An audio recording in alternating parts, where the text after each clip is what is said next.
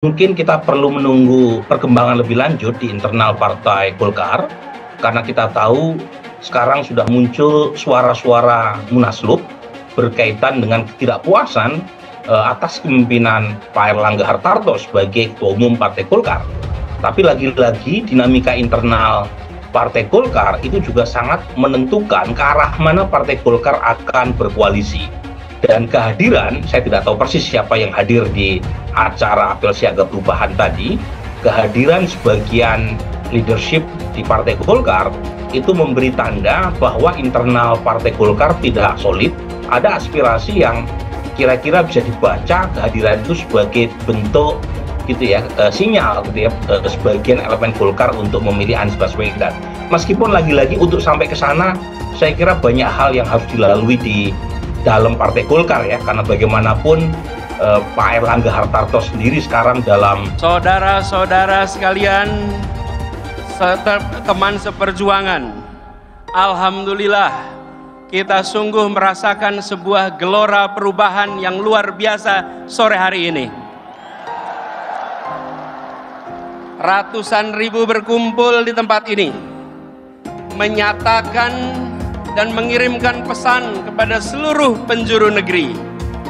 Kami berkumpul di tempat ini dari seluruh lokasi di Indonesia untuk menyatakan bahwa kami ingin perubahan dan perbaikan untuk Indonesia.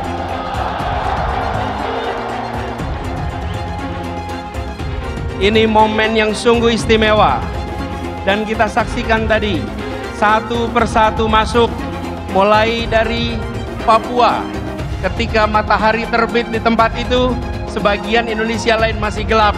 Hari ini dari Papua kita mulai defilenya, dan insya Allah dari Papua juga kita kirim pesan bahwa Indonesia akan meraih keadilan dalam waktu yang tidak lama lagi. Gaya komunikasi Pak Anies yang sangat halus itu juga bagian dari upaya untuk menghormati Partai Nasdem yang per hari ini masih menjadi bagian dari koalisi di pemerintahan. Agak tidak elok kalau terlalu ekspresif, konfrontatif, katakanlah ya. Sementara Nasdem masih menjadi bagian dari koalisi pemerintahan. Berbeda ketika Pak Anies saat itu berpidato di PKS, sangat terbuka, mengkritik ekonomi, mengkritik infrastruktur, jalan dan sebagainya. Tapi di Partai Nasdem karena ini bagian dari koalisi pemerintah agak lebih halus.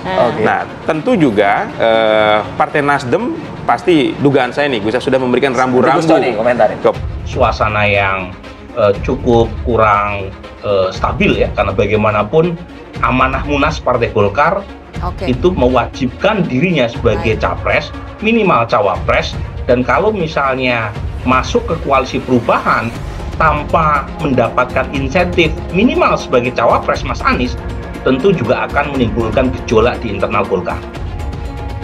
Kita juga menyaksikan sore hari ini awan di atas sana melindungi kita dari panasnya sinar matahari. Semoga menjadi penanda bahwa keberkahan, keridhaan mengiringi perjuangan kita pada sore hari ini.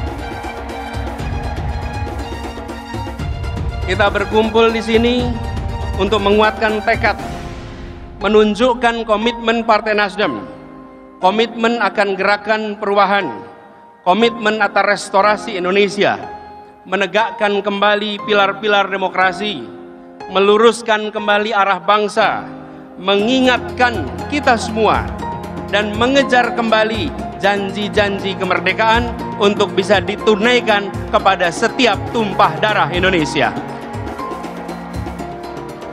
Inilah perjuangan kita, inilah perjuangan Partai Nasdem yang telah konsisten dilakukan. Nasdem membebaskan kepada Anies untuk menggunakan cara apa saja. Narasi, isi dalam doa, atau narasi secara langsung, itu terserah Anies. Karena kita yakin memilih Anies itu seseorang yang selain punya kapasitas intelektual, pengetahuan, pengalaman, rekam jejak, sekaligus akhlak, karakter. Tidak meledak-ledak, karakter yang memang landai gitu kan, santun, sopan. Ini kan beda, ini kan agak beda, ini manusia ini agak beda ini.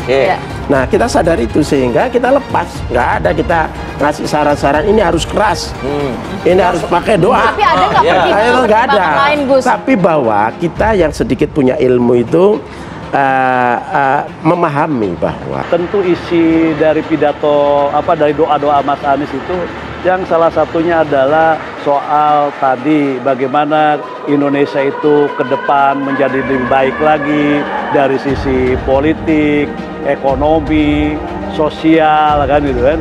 Tidak ada lagi hal-hal yang memang saling mendiskreditkan dan sebagainya.